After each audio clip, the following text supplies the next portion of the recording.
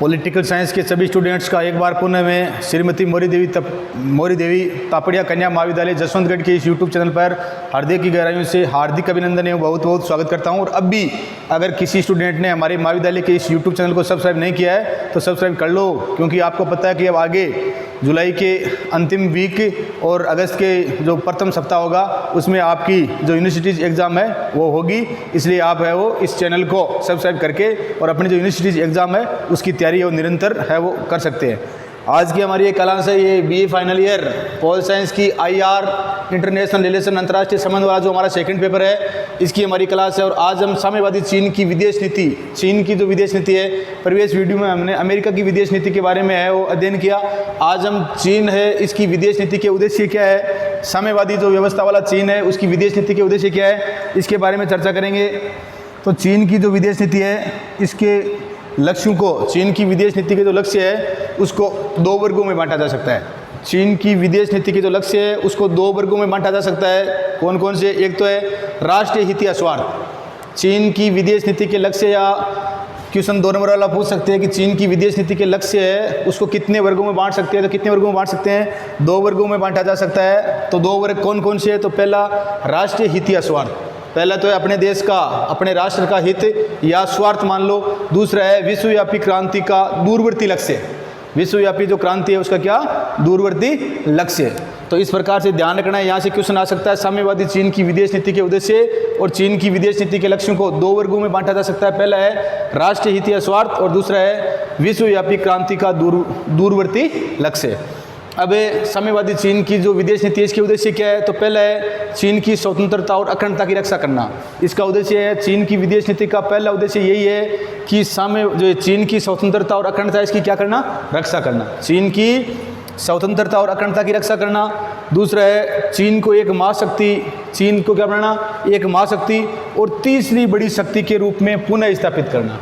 दूसरा, चीन की विदेश नीति का उद्देश्य यह है ऑब्जेक्ट्स कि चीन को एक महाशक्ति और तीसरी बड़ी, सबसे बड़ी शक्तिशाली देश कौन सा? अमेरिका। दूसरा सोवियत संघ और तीसरा है वो चीन। इसको तो चीन को एक महाशक्ति, तीसरी बड़ी शक्ति के रूप में पुनः स्थापित करना। और तीसरा है एशिया में अपना प्रभुत्व है और चीन के द्वारा इस प्रकार की विदेश नीति बनाना कि एशिया में वो अपना प्रभुत्व स्थापित कर सके। अगला है, चौथा है एशिया और अफ्रीका में साम्यवादी जगत का नेतृत्व करना। एशिया और अफ्रीका जो महाद्वीप है इसमें जो साम्यवादी जगत है, जो साम्यवादी विचारधारा वाले देश है उनका क्या करना? नेतृत्व करना। एशिया और अफ्रीका में साम्यवादी जगत का नेतृत्व करना और साम्राज्यवादी शक्तियों विशेषकर संयुक्त राज्य अमेरिका के विरुद्ध संघर्ष में साम्यवादी देशों का सहयोग करना। और साम्राज्यवादी शक्तियां हैं उसमें विशेषकर जो अमेरिका है और अमेरिका का क्या करना? साम्यवादी जो शासन व्यवस्था वाले देश है उनको अपने साथ लेना, अपना एक संगठन बनाना और अमेरिका का क्या करना? अमेरिका है इसका मुकाबला करना। तो विशेषकर संयुक्त राज्य अमेरिका के विरुद्ध संघर्ष में जो साम्यवादी देश है उनका क्या करना? सहयोग करना। अगला जो है वो है प्रवासी चीनियों के हितों, अधिकारों, परिवार और संपत्ति की रक्षा करना। साम्यवादी जो प्रवासी चीनी जो वर्तमान में चीन में नहीं है, बाहर है कहीं, तो उनके जो हित है, उनके जो अधिकार है, उनके परिवार और संपत्ति की क्या करना? रक्षा करना।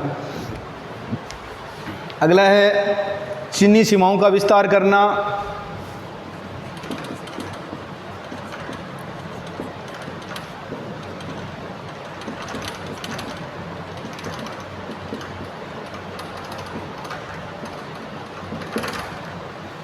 चीन की हमेशा से नीति क्या रही है? साम्राज्यवादी विस्तार की नीति रही है। तो चीन हमेशा ये चाहता है कि हमारी जो सीमाएं हैं उस सीमाओं में क्या करना? विस्तार करना। अगला जो ये सोवियत संघ अथवा रूस के प्रभाव क्षेत्र को, सोवियत संघ या रूस के प्रभाव क्षेत्र को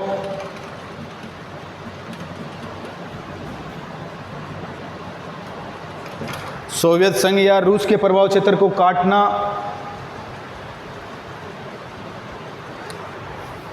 और अगला है चीनी राष्ट्र की सैनिक शक्ति में वृद्धि करना। चीनी राष्ट्र की जो सैनिक शक्ति है उसमें वृद्धि करना, उत्तरोत्तर निरंतर चीन की जो सैन्य शक्ति है उसको क्या करना, बढ़ाना। तो आज हमने साम्यवादी चीन की जो विदेश नीति है इसके जो उद्देश्य है उन उद्देश्यों पर चर्चा की है। और जो साम्यवादी चीन है इसकी विदेश नीति के उद्देश्य, चीन की विदेश नीति है इसके लक्ष्यों को 2 वर्गों में बांटा जा सकता है। पहला है राष्ट्रीय हित या स्वार्थ, दूसरा है विश्वव्यापी क्रांति या दूरवर्ती लक्ष्य। अब जो चीन की जो विदेश नीति के उद्देश्य है उसमें सबसे पहले चीन की स्वतंत्रता और अखंडता की रक्षा करना, दूसरा है चीन को एक महाशक्ति, तीसरी बड़ी शक्ति के रूप में पुनः स्थापित करना, अगला है एशिया में अपना प्रभुत्व स्थापित करना, एशिया और अफ्रीका में साम्यवादी जगत का नेतृत्व करना और साम्राज्यवादी शक्तियों विशेषकर संयुक्त राज्य अमेरिका के विरुद्ध संघर्ष में साम्यवादी देशों का सहयोग करना, प्रवासी चीनियों के हितों, अधिकारों, परिवार और संपत्ति की रक्षा करना, चीनी सीमाओं का विस्तार करना, सोवियत संघ तथा रूस के प्रभाव क्षेत्र को काटना और चीनी राष्ट्र की सैनिक शक्ति में क्या करना, वृद्धि करना। ये चीन की जो विदेश नीति है उसके प्रमुख क्या थे, उद्देश्य है। तो इस प्रकार से चीन की विदेश नीति के उद्देश्य है। अब थोड़ी सी हम चीन की जो विदेश नीति है इसके बारे में जानकारी हासिल कर लेते हैं। द्वितीय विश्व युद्ध के पूर्व चीन को दूसरा विश्व युद्ध कब हुआ था, बार बार हम बता चुके हैं। 19 सितंबर 1939 से लेकर अगस्त 6 और 9 अगस्त 1945 का जो समय है ये क्या है, द्वितीय विश्व युद्ध हुआ था। इस समय दूसरा विश्व युद्ध हुआ था। तो इस समय जो दूसरे विश्व युद्ध के समय चीन है इसको एशिया का रोगी, पूछ ले, एशिया का रोगी। दूसरे विश्व युद्ध के समय एशिया का रोगी किस देश को कहा जाता था? क्वेश्चन आया हुआ है 2 नंबर वाला कि दूसरे विश्व युद्ध के समय एशिया का रोगी किस देश को कहा जाता था? तो किसको कहा जाता था? चीन को। दूसरे विश्व युद्ध का समय क्या था? सितंबर 1939 से लेकर अगस्त 1945। तो द्वितीय विश्व युद्ध से पूर्व चीन को, दूसरे विश्व युद्ध से पूर्व या दूसरे विश्व युद्ध से पहले चीन को एशिया का रोगी, the sick man of Asia कहा जाता था। ब्रिटेन, फ्रांस, अमेरिका और जापान, ब्रिटेन है, फ्रांस है, अमेरिका है, ब्रिटेन है, फ्रांस है, अमेरिका है, जापान है, इन देशों ने चीन का या चाइना का आर्थिक रूप से, राजनीतिक रूप से, सांस्कृतिक रूप से बहुत ही अधिक क्या किया, शोषण किया। ब्रिटेन है, फ्रांस है, अमेरिका, जापान जैसी शक्तियों ने उसका खूब राजनीतिक और आर्थिक शोषण किया। किसका? चीन का। क्योंकि दूसरे विश्व युद्ध से पहले चीन को एशिया का रोगी, कमजोर देश समझा जाता था, उसे पूर्व का तरबूज समझते थे। और चीन को ये जो देश है साम्राज्यवादी विस्तार वाले, ब्रिटेन, फ्रांस, अमेरिका, जापान, ये पूर्व का तरबूज। तो 2 नंबर वाला क्वेश्चन ये भी आ जाए कि पूर्व का तरबूज किस देश को कहा जाता था? तो किसको कहा जाता था? चीन को। एशिया का रोगी, the sick man of Asia किसे कहा जाता था? तो किसे कहा जाता था? चाइना को। तो चीन को पूर्व का तरबूज समझते थे। किंतु साम्यवादी क्रांति 1949 के बाद चीन में साम्यवादी क्रांति हुई थी अक्टूबर 1949 में।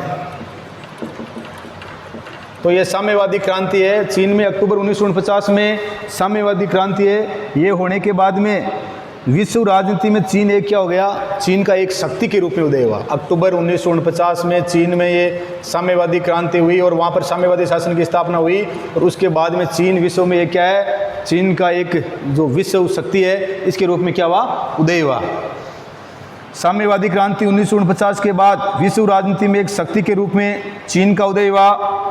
आज न्यूक्लियर भौतिकी के क्षेत्र में चीन पश्चिमी देशों के साथ बराबरी पर है। आज हम परमाणु बम की बात करें, अणु बम की बात करें, तो चीन भी इन परमाणु, ये जो न्यूक्लियर बम है, इनके भौतिकी के क्षेत्र में चीन, जो पश्चिमी देश है, अमेरिका है, ब्रिटेन है, फ्रांस है, इनके बराबर है। चीन की अर्थव्यवस्था 13% की दर से, और चीन की जो अर्थव्यवस्था है वो 13% की दर से क्या होती रही है? बढ़ती जा रही है। तो जो पश्चिमी देश है उनसे ज़्यादा आज चीन की जो अर्थव्यवस्था है इसकी क्या हो रहा है? ग्रोथ हो रहा है।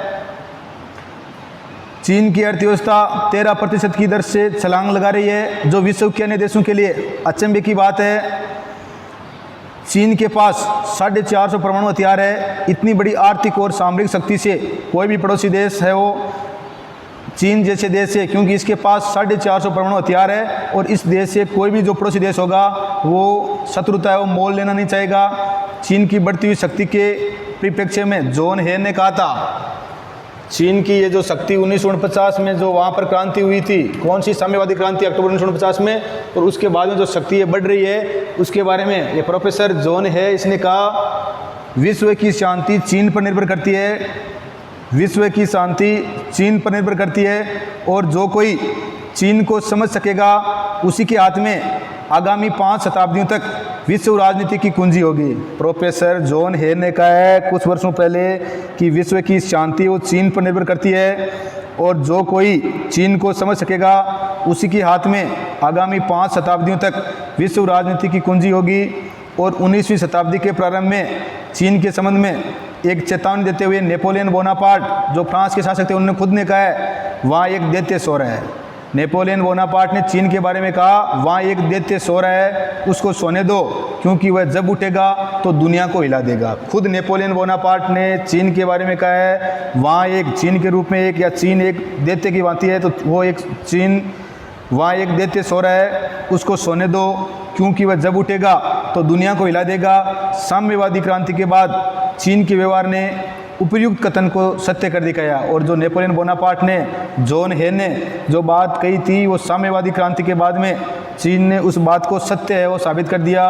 वर्तमान समय में चीन की कूटनीति रूस और अमेरिका को ही नहीं अपितु विश्व के अन्य दूर और पड़ोसी सभी देशों को परेशान किए हुए हैं। तो आज की हमारी ये क्लास है वो चीन की जो विदेश नीति है, चीन की विदेश नीति के उद्देश्य क्या है इससे संबंधित थी, और चीन की जो विदेश नीति है इसका हमने जाना कि 1939 तक तो किस प्रकार से वहाँ पर है, अक्टूबर 1949 में वहाँ पर किस प्रकार से साम्यवादी क्रांति होती है, और चीन एक जो दैत्य के रूप में सो रहा था वो आज एक नई विश्व व्यवस्था उसके ऊपर क्या होता है, सबसे ज़्यादा अर्थव्यवस्था या सबसे ज़्यादा आर्थिक विकास ग्रोथ वाला देश है वो बनकर उभरा है। तो चीन की साम्यवादी या चीन की विदेश नीति के उद्देश्य, चीन की विदेश नीति के लक्ष्य 2 वर्ग है। पहला तो है राष्ट्रीय हित या स्वार्थ, दूसरा है विश्वव्यापी क्रांति या दूरवर्ती लक्ष्य, और इसके जो उद्देश्य है चीन की स्वतंत्रता और अखंडता की रक्षा करना, चीन को एक महाशक्ति, तीसरी बड़ी शक्ति के रूप में पुनः स्थापित करना, एशिया में अपना प्रभुत्व स्थापित करना, एशिया और अफ्रीका में साम्यवादी जगत है इसका नेतृत्व करना, प्रवासी जो चीन है, चीन से बाहर रह रहे उनके हितों, अधिकारों, परिवार